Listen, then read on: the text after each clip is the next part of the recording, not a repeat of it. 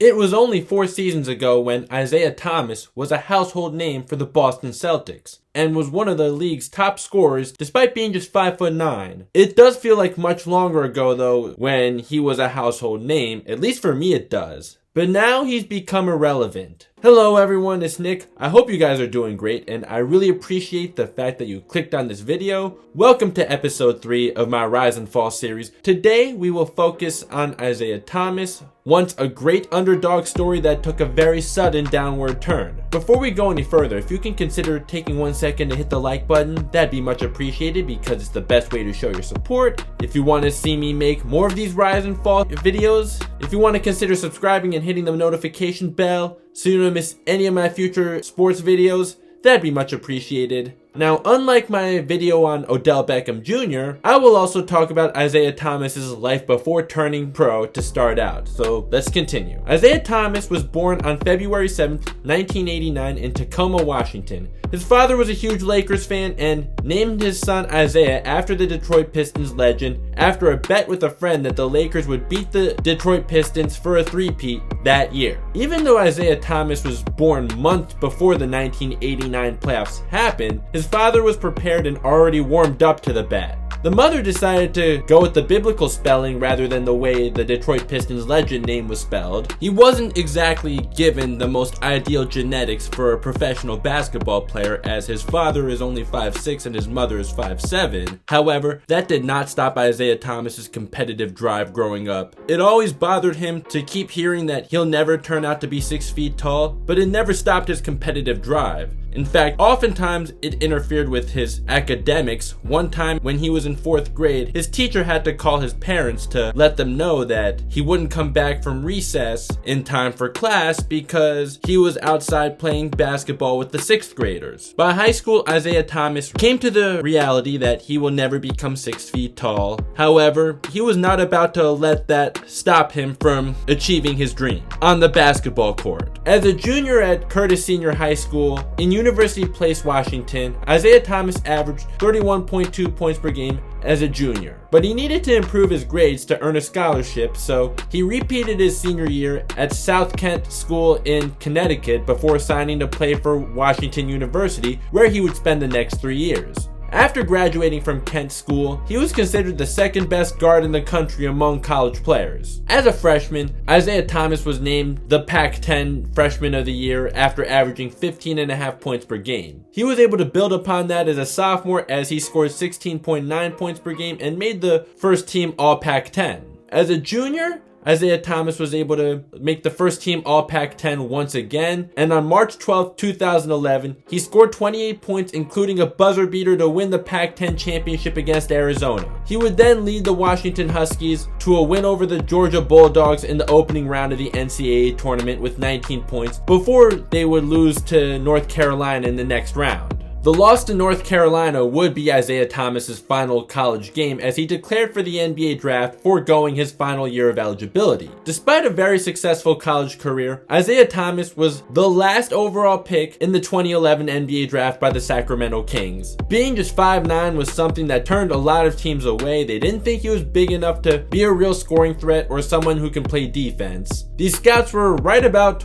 one of these things, not the other. This was one rare time where the Sacramento Kings actually hit on one of their draft picks. Isaiah Thomas's rookie season was delayed until Christmas Day due to the lockout that was happening in 2011. At just 5'9" as the last overall pick, he had to earn every minute. Due to the lockout, Isaiah Thomas didn't have the opportunity to showcase his abilities through Summer League like most prospects would. The Kings also had a lottery pick, something they'd have plenty more of for well over a decade, in Jimmer Fredette, who was the 10th overall pick, so obviously he was more highly thought of than Isaiah Thomas. But Isaiah Thomas was ready to prove that his heart would overcome his height. IT's NBA career began as a bench player. He didn't score in double figures until his 6th game of the season. From that point on, it was pretty up and down, but then came February 15th against the New York Knicks in New York. Isaiah Thomas would score 15 points, which would get him his very first career start the next game. Isaiah Thomas would be a starter for the rest of the season and have a streak of 8 games in double figures, starting with the game in New York.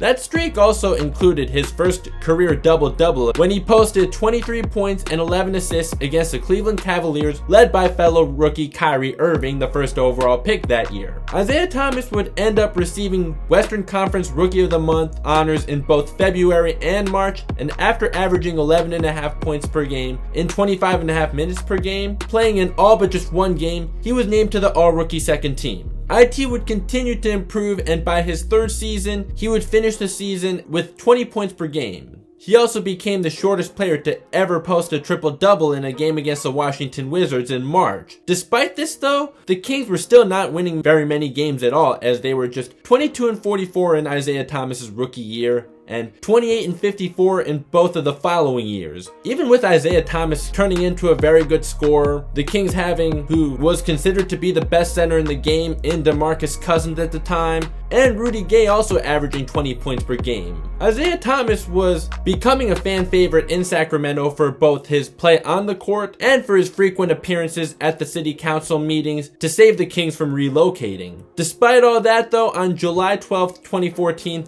Isaiah Thomas would end up on the Phoenix Suns via sign and trade. In Phoenix, Isaiah Thomas would take on a six-man role and average 15.2 points per game off the bench in 46 games. At the trade deadline, Isaiah Thomas was traded to the Boston Celtics for Marcus Thornton and a 2016 first-round pick, and here is where we get to see the glory, and what's already sounding like a nice underdog story become a great underdog story and a truly inspirational one. The Boston Celtics were just 25-57 the year before and were still thought of as a rebuilding team at just 20-32 at the trade deadline. The fact that they traded their franchise point guard Rajon Rondo and the last remaining piece of the 2008 championship team earlier in the season also made it seem like the Celtics were still in rebuild mode. Isaiah Thomas did reveal that he was unhappy with going to another rebuilding team, as the Suns were fighting for a playoff spot at the time and were 4 games above 500. Although the Celtics looked like they were bound to have their second straight losing season, they were actually only a game and a half out of the playoffs due to how weak the Eastern Conference was. The Hall of Fame point guard Isaiah Thomas ended up giving the newly acquired Celtic Isaiah Thomas a call and told him, "You guys are a game and a half out of the 8th spot. Take this team to the playoffs." Although Isaiah Thomas was still in his sixth-man role in Boston, he led the team in scoring in the 21 games he played off the bench for them with 19 points per game,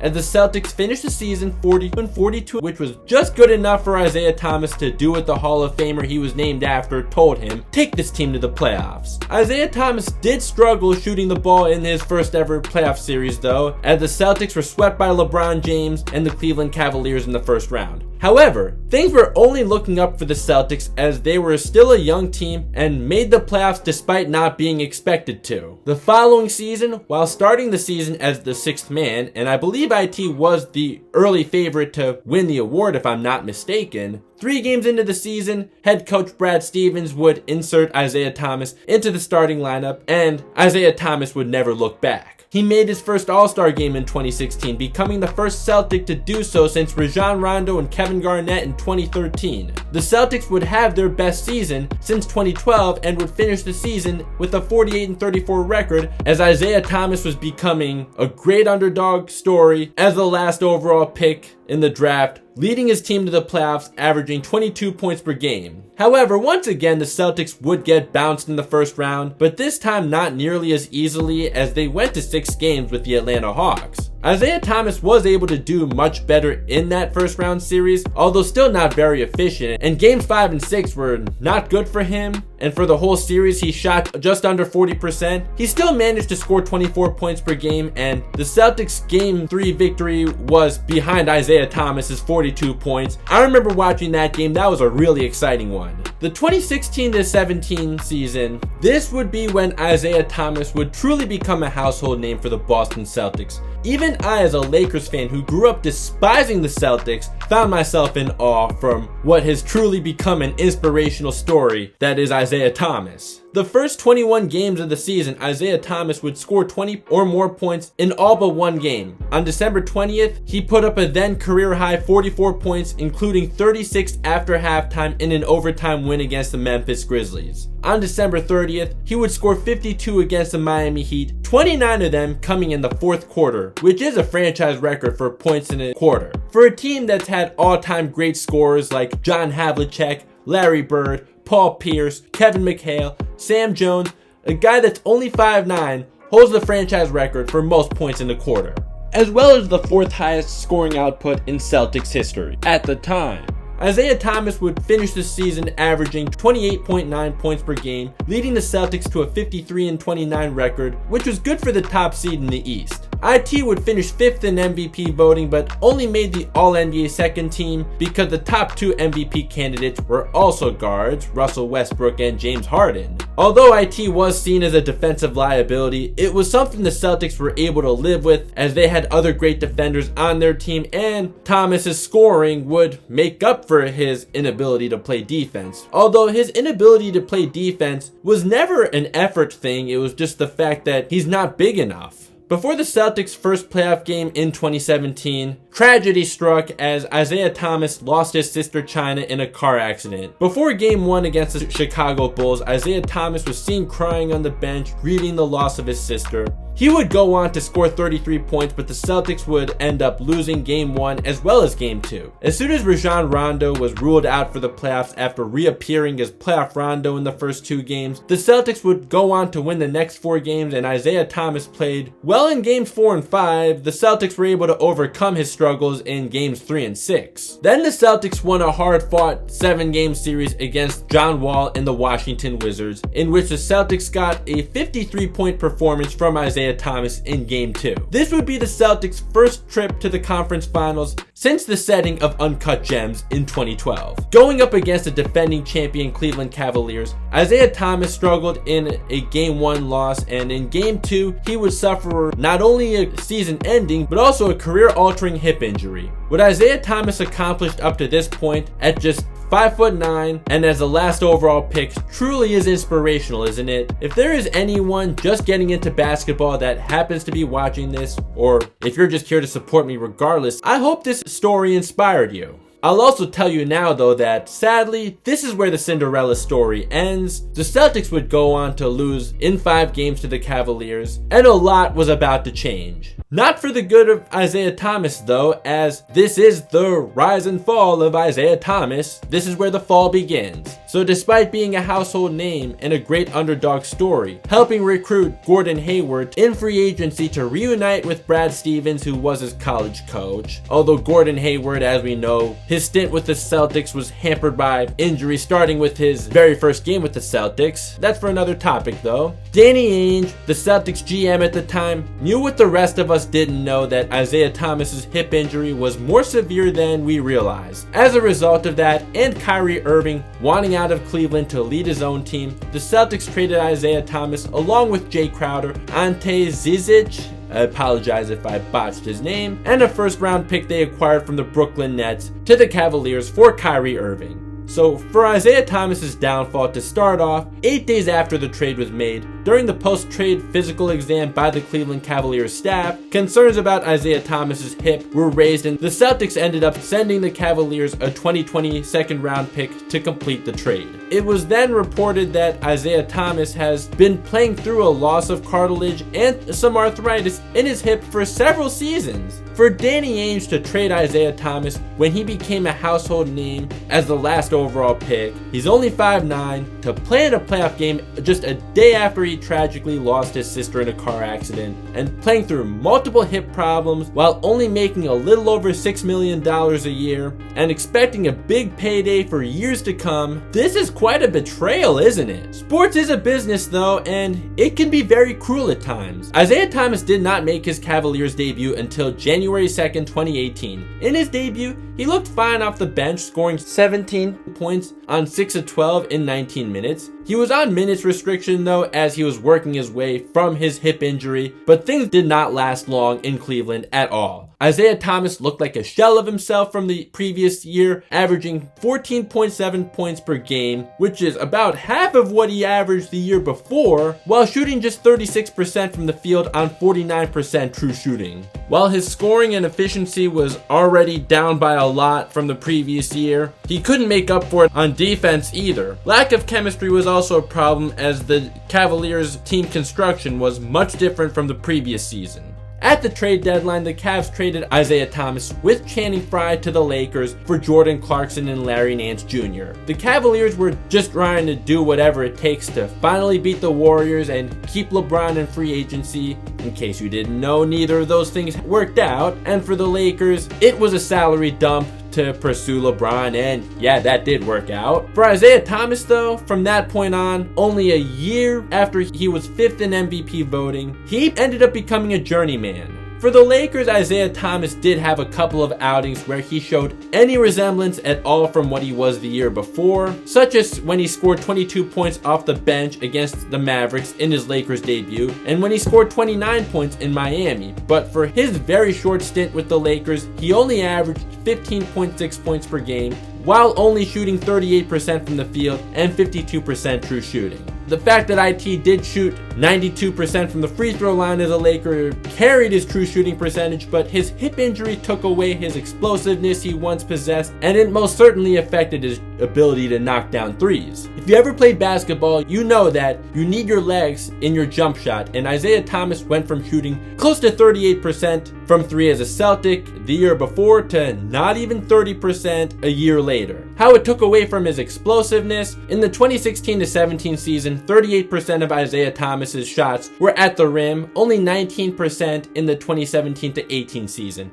44% of his shot attempts in the 2016-17 season were from three, while the following year, not that much of a difference, but almost 45% while not even making 30% of his threes, so it was clear that Isaiah Thomas just wasn't able to move like he used to. On March 29th, Isaiah Thomas went under hip surgery once again, and from here, there was just no way Isaiah Thomas could return to star form. Well, maybe because he's overcome adversity before, but I'll just tell you right now, he did not. Not only that, he would never get the big payday that he was expecting and would have earned had he not had hip problems. The following season, Isaiah Thomas signed a 1-year, $2 million contract with the Denver Nuggets. He would only play 12 games for them. He was able to make his return to the TD Garden as an opposing player and received a well-deserved standing ovation from the Boston crowd. In those 12 games Isaiah Thomas played for the Denver Nuggets though, he would only score 8 points per game while shooting just 40% from the field. For the 2019-20 season, Isaiah Thomas would play for the Washington Wizards, and the 40 games he played that year were the most since the 2016-17 season. He was able to start 37 of those 40 games he played due to John Wall recovering from a torn Achilles tendon.